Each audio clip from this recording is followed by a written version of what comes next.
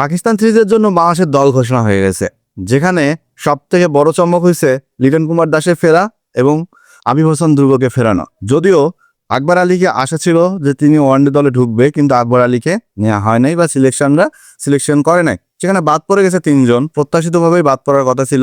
কারণ শামীম হোসেন পাটোয়ারি তিনি একটা টি-20 মেজাজের একজন ক্রিকেটার, তাকে আসলে ফিনিশার রোলে কেমন করবে এটা আসলে জানার ছিল না। সেই সাথে সোহান বাদ পড়ছে এবং জাকের আলী অনেক বাদ পড়ছে। কারণ এখানে উইকেট কিপার ব্যাটার হিসেবে লিটন কুমার দাসকেই খেলানো হবে, যিনি কিনা মিডল অর্ডারে ভালো রোল প্লে করবে।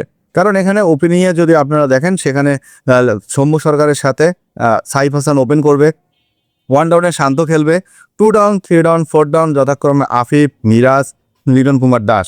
এই মিডল অর্ডারের যে শক্ত একটা অবস্থান, যে ওডিআই ক্রিকেটের যে জায়গাটা সবচেয়ে গুরুত্বপূর্ণ একটা ভূমিকা পালন করে, সেই জায়গায় কিন্তু এই তিনটা ব্যাটারকে খেলানো হবে। যথাক্রমে আপনার 5, 6, 7 নম্বরের তো অঙ্কন আছে, মাইদুল ইসলাম অঙ্কনকে সাথে খেলাবেন, আপনারা তাকিন, রিশাদ হোসেন, মুস্তাফিজুর রহমান, এরাই কিন্তু মোটামুটি একটা একাদশ হয়ে ওডিআই ক্রিকেটে বাংলাদেশে খেলবে বা ওডিআই একাদশে থাকবে। তো সেখানে বাংলাদেশ টিমের যে কম্বিনেশনটা আছে, এটা মোটামুটি ব্যালেন্স একটা টিম বলা যায়। যেহেতু মিরপুরে খেলা, স্পিন তো একটা বিশাল বড় ফ্যাক্ট কাজ করবে। তো পাকিস্তান যে টিমটা খেলবে, সেখানে কিন্তু 6 জন তরুণ ক্রিকেটার আছে যারা ন্যাশনাল টিমে অভিষেক হবে। আমি আবারও বলছি, যারা কোনো আন্তর্জাতিক ম্যাচ খেলে নাই বা আন্তর্জাতিক কোনো ওডিআই ক্রিকেট খেলে নাই, তারা কিন্তু অভিষেকের অপেক্ষায় আছে।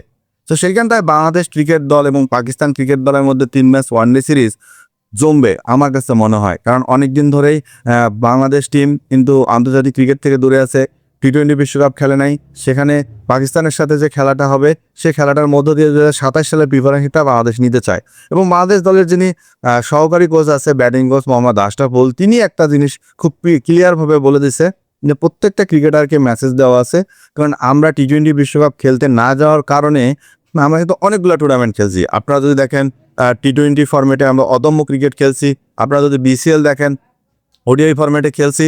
আমাদের যারা ন্যাশনাল টিমের ক্রিকেটাররা আছে, প্রত্যেক ক্রিকেটারই কিন্তু খেলছে। তো সবার মোটামুটি ভালো ফর্মে আছে, ছন্দে আছে।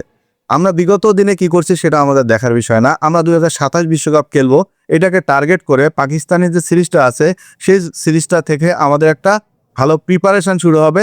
আমরা জয় নিব, ধারাবাহিক খেলবো, এটাই থাকবে আমাদের প্ল্যান।